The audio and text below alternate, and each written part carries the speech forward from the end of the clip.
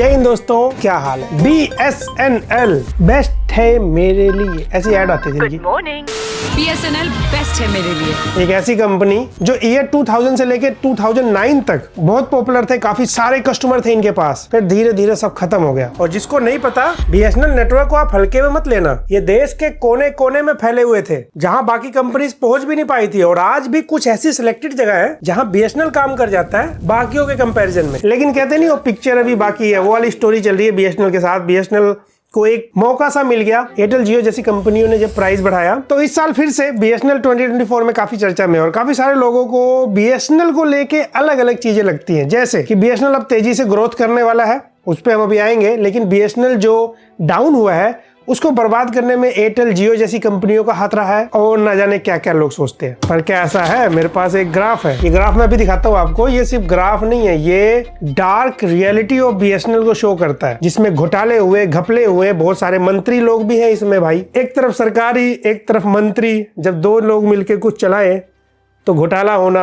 मुंह से निकल गई मेरे मंत्री साहब। डिटेल में बात करता हूँ, लेकिन ये ग्राफ देखो आप। इस ग्राफ में ना रेवेन्यू वर्सेस एक्सपेंस, अगर आपको रेवेन्यू वर्सेस एक्सपेंस नहीं पता, आसान भाषा में रेवेन्यू मतलब मैं जो वीडियो बना रहा हूँ, जो काम कर रहा हूँ, कितना पैसा उससे आ रहा है। और एक्सपेंस मतलब इस वीडियो को बनाने में लोगों को जो सैलरी दे रहा हूँ, सबको जो सारा खर्चा मेरा, उसे एक्सपेंस बोलते हैं। तो इस ग्राफ में ब्लैक लाइन, थोड़ा ब्लू है लाइन वैसे, रेवेन्यू है जो BSNL के पास आता था पैसा। और रेड लाइन है जो BSNL को खर्चा करना पड़ता है कंपनी चलाने के लिए। और नीचे F04, F05 ये जो नंबर है फाइनेंशियल ईयर है, 2004 से लेके 2022 तक। तो यहाँ पे शुरू में आप ग्राफ देखो 2004 के अराउंड, जो ब्लैक लाइन है वो ऊपर है, रेड लाइन नीचे है, मतलब कंपनी प्रॉफिट में है। तो यहाँ पे रेवेन्यू भी बढ़ रहा है, BSNL खर्चा भी कर रहा है, वो भी बढ़ रहा है। लेकिन फाइनेंशियल ईयर 2009 के आसपास ये रेवेन्यू वाली लाइन नीचे होते होते थोड़ी ऊपर गई और फिर नीचे ही जा रही है। जबकि जो कंपनी का खर्चा है, एक्सपेंस है BSNL का, वो 2009 के बाद ऊपर ही है। यानी कि 2009 के बाद BSNL कभी ज्यादा पैसा कमा ही नहीं पाया और डाउन ही होता चला गया। तो 2009 के बाद ऐसा क्या हुआ कि BSNL का हाल ये होता चला गया। और आज हाल आप देख ही रहे हो। आपको लगेगा हाँ भाई, जियो जैसी कंपनीज आ गई जिससे बहुत सारी कंपनियों पे असर पड़ा, BSNL का भी बुरा हाल हुआ।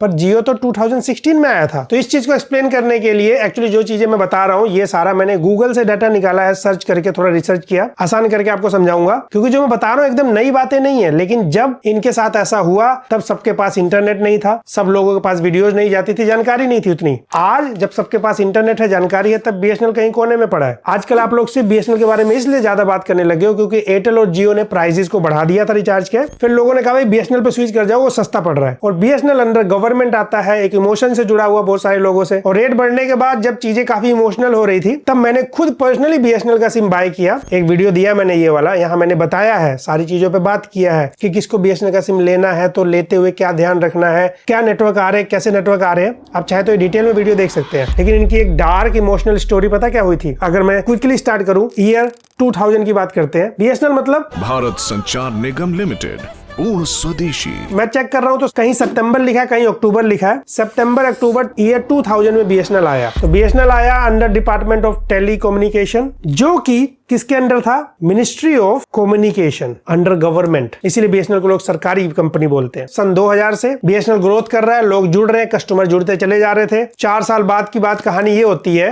2004 में एक मिनिस्टर थे, दयानिधि मरान। अब जाहिर सी बात है BSNL का पूरा सिस्टम किसके कंट्रोल में होगा? इसी मिनिस्टर के। तो ये दयानिधि ने बहुत गलत काम किया। इन्होंने क्या किया? 323 BSNL की हाई स्पीड लाइंस को ऐसी जगह सेटअप किया जहां से लोग क्या करते थे, ये अपने भाई के साथ दया दिखाते थे। उनका नाम था कालानिधि मरान। एक्चुअल में याद है आपको, एक नाम सुना होगा आपने, सन टीवी नेटवर्क। और ये सन टीवी कालानिधि मरान इसके मालिक थे, ओन करते थे। उनके भाई थे मिनिस्टर, जिन्होंने इन 323 हाई स्पीड लाइंस का यूज किया बेसिकली सन टीवी को रन करने में, पर्सनल बेनिफिट कराने के लिए अपने भाई को। और यहाँ पे सबसे ज्यादा इंटरेस्टिंग, आपको सुन के शौक लगेगा, वो 323 हाई स्पीड लाइंस कहाँ मिली थी पता है? ये जो मिनिस्टर थे दयानिधि मरान, इनके घर में। ये हाल था इस मिनिस्टर का। अब जब ये चीज बाहर आई, चीजें खुल गई, मीडिया में आ गई, तो उसके बाद जाहिर सी बात है मिनिस्ट्री किसी और के हाथ में जाएगी। अगला मिनिस्टर थे A राजा। इसके 3 साल बाद 2007 की बात है, 2G स्पेक्ट्रम नीलामी हुई। तब 2G था, अभी तो 3G 4G 5G आ चुका है ना। आसान करके बताऊंगा, ज्यादा पढ़ना गूगल करिए। आसान भाषा में ये कि 2G 3G 4G 5G जो भी आप यूज करते हो, जैसे 2G उस टाइम था, 2G स्पेक्ट्रम होता है, उसी स्पेक्ट्रम पे पूरा कम्युनिकेशन काम करता है, ठीक है। वो स्पेक्ट्रम की नीलामी होती है, अलग अलग कंपनीज आती हैं, उनको बेचा जाता है, खरीदा जाता है, तो ये स्पेक्ट्रम की जरूरत पड़ती है इनको काम करने के लिए। तो ये 2G स्पेक्ट्रम का बेसिकली इसकी जब नीलामी हुई, आपका मन करे तो गूगल पे आप डिटेल चेक करिएगा, 2G स्पेक्ट्रम घोटाला, तब आपको पता लगेगा। धीरे धीरे लोगों का ट्रस्ट हटता चला गया, सीबीआई भी इन्वॉल्व हो गई इसमें। और इसी टाइम की बात है जो मैंने आपको शुरू में ग्राफ शो किया, ये नीली काली लाइन देख ही रहे हो आप, बीएसएनएल के पास कितना पैसा आता था, खर्चे वाली लाइन नीचे थी। लेकिन ईयर 2009 के आसपास पूरा क्लैश कर गया और उसके बाद इनका सिर्फ खर्चा बढ़ता जा रहा है और जो पैसा कमा रहे थे ये लोग वो नीचे जाता जा रहा है, क्योंकि इस बीच में और कंपनीज आ गई। बस फिर उसके बाद क्या होना था, इस मौके का फायदा बाकी कंपनीज ने लिया, एयरटेल, आइडिया और भी कंपनीज आई। उस टाइम आपको याद होगा बहुत सारी कंपनी आई थी, उन लोगों ने बेहतर इंटरनेट, बेहतर रेट देने की कोशिश की, अलग अलग तरीके से कस्टमर को अपनी तरफ खींचा। थोड़े थोड़े कस्टमर टूटते चले गए बीएसएनएल की तरफ से। अब ऐसे में क्या होगा, जब बीएसएनएल के पास पैसा आ ही नहीं रहा है, लेकिन इनको क्योंकि गवर्नमेंट अंडर गवर्नमेंट एम्प्लॉय थे भाई, सैलरी देनी है उनको, कितने टाइप के खर्चे होते हैं कंपनी को रन करने के। इंटरनली तो पता नहीं क्या क्या होगा, मोटा मोटा मैं बताऊं भाई, कंपनी को रन करने का खर्चा, जो ये नेटवर्क प्रोवाइड कर रहे थे टावर का खर्चा, उसको मेंटेनेंस का खर्चा, कितने सारे एम्प्लॉइज थे उनकी सैलरी, कितने सारे ऑफिस थे उसका खर्चा, बहुत सारे खर्चे आते थे ना। तो इनका खर्चा ज्यादा था, कमाई कम थी। वो कौन सी मूवी में डायलॉग था, 35 लाख का तो हमारा इन्वेस्टमेंट है, तो 36 लाख का घाटा कैसे हो गया। अब ये कैलकुलेशन तो आप भी लगा सकते हो कि किसी कंपनी को रन करने के लिए भाई उनका रेवेन्यू ज्यादा आना चाहिए खर्चे के मुकाबले। जैसे मैं भी इस चैनल पे काम कर रहा हूं, मैं ज्यादा पैसा कमाऊंगा खर्चे के कंपैरिजन में, तभी तो वीडियोस आएंगे, नहीं तो मैं भी नहीं काम कर पाऊंगा। It's that simple. तो धीरे धीरे बीएसएनएल बर्बाद हो रहा था। इस बीच में दो इंटरेस्टिंग चीजें और हो गई। ईयर 2016 में सब जानते हैं जियो आया नई प्लानिंग के साथ, पहले फ्री डाटा दिया गया, फिर कॉस्ट लिया गया, लोगों को इंटरनेट की आदत लग गई हाई स्पीड। और जियो के आने के बाद देखा जाए सारी कंपनीज पे बुरा असर पड़ा, लेकिन सेम टाइम बीएसएनएल 4G तक नहीं लेकर आ पाया अपना। कैसे लाता, उनके पास उतना रेवेन्यू ही नहीं है। अब इस बीच या तो गवर्नमेंट अलग से इनको फंडिंग करती, अलग से ध्यान देती, तो ये लोग आगे जा सकते थे। ऐसा कुछ तो हुआ नहीं, जियो आगे जाता चला गया। और दूसरी बात जो मैं बताने जा रहा था वो है 2018 की। 2018 में एक और चीज हो गया, वैसे दो हुआ। एक, मैंने चैनल बनाया जिसको आप सब्सक्राइब करके यहाँ ले आए, नए हैं तो फिर सब्सक्राइब करिए और आगे चलते हैं। दूसरा 2018 में क्या हुआ, बीएसएनएल ने भाई अपने एम्प्लॉइज को निकालना शुरू किया। You're fired, get out of here। थोड़ा सा बस अलग तरीके से वॉलेंट्री रिटायरमेंट स्कीम लेकर आए भाई ये बीएसएनएल वाले। सिंपल भाषा में, आप रिटायरमेंट लीजिए, आपको पेंशन मिलती रहेगी। पेंशन तो आप जानते हो, सरकारी और पेंशन वाला मामला। लेकिन इस वजह से क्या हुआ, 2018 में बीएसएनएल के पास 1.8 लाख एम्प्लॉइज से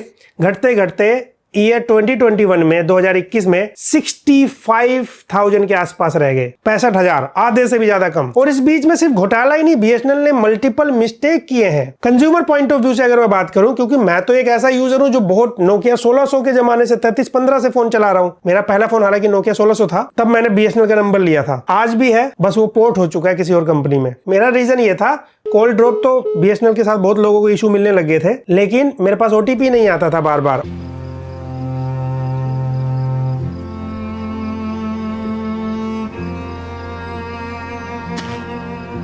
और मैंने इस वीडियो में जब इस पॉइंट की बात की थी, काफी सारे लोगों ने कहा हाँ भाई ऐसा ही हो रहा था, क्योंकि हो रहा था, मेरा ये रीजन था और कोई वजह नहीं था, नहीं तो मैं बीएसएनएल में ही रहता। तो ये कंज्यूमर पॉइंट ऑफ व्यू से प्रॉब्लम हो रही थी लोगों को। लोग बीएसएनएल के ऑफिस जाते थे, लोग बात तक करने को तैयार नहीं है भाई। राजा लोग हैं लोग, पैसा नहीं कमा रही कंपनी, लेकिन हम राजा है। कस्टमर से तमीज से बात नहीं करते थे।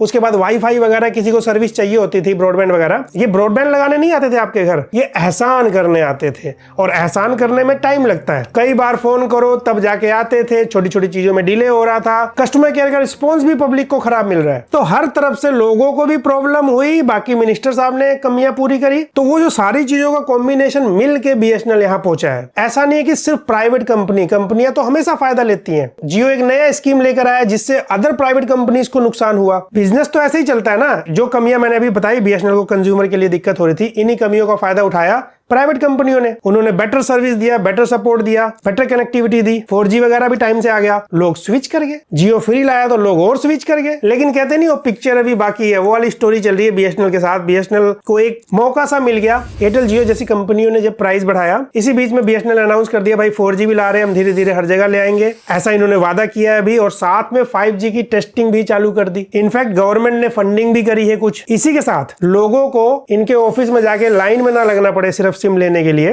कियोस्क मशीन भी लाई गई है, अपना आधार कार्ड दिखाइए आराम से मिल जाएगा, धीरे धीरे सेटअप होगा वो सब। तो ये सारी चीजें देख के लगता है बीएसएनएल कोशिश कर रहा है फिर से आने की, और लोग भी सपोर्ट करेंगे, लेकिन service, consumer support, internet speed, इन सारी चीजों पे काम करना पड़ेगा। लोगों को इंटरनेट की आदत लग चुकी है, तो बीएसएनएल को ये सारी चीजें सुधारनी होगी। और सबसे जरूरी इनके जो एम्प्लॉइज हैं, इनको तो मतलब ट्रीटमेंट की जरूरत है। ट्रीटमेंट मतलब इनको सिखाया जाए कंज्यूमर से कैसे बिहेव किया जाता है, इनको ट्रेनिंग दी जाए। आप लोगों को बुरा लग रहा होगा थोड़ा सा, लेकिन मैं आपको एक बड़े प्रैक्टिकल चीज समझाता हूँ। हमारा देश ईयर 2000 से लेके अभी 2024 में आ चुका है। इस 24 साल में बहुत सारी चीजें बदली हैं, कंज्यूमर का बिहेवियर बदला है, बहुत चीजें अच्छी हुई, बहुत चीजें बुरी हुई। लेकिन मैं कंज्यूमर पॉइंट ऑफ व्यू से बात करूं, तब इतने ऑप्शन नहीं थे लोगों के पास, तब लोगों ने 4G 5G नहीं चलाया था, तब लोगों के पास इतने स्मार्टफोन नहीं थे, पता नहीं क्या क्या करते आज इंटरनेट से लोग, वो नहीं करते थे। आज लोगों को सर्विस चाहिए, फास्ट चाहिए, जल्दी चाहिए। उसके लिए जो लोग पैसा पे कर सकते हैं वो 10 रुपए 5 रुपए फालतू पे करने को तैयार हो जाते हैं। तो बीएसएनएल को अभी सरकारी कंपनी बन के काम नहीं करना होगा,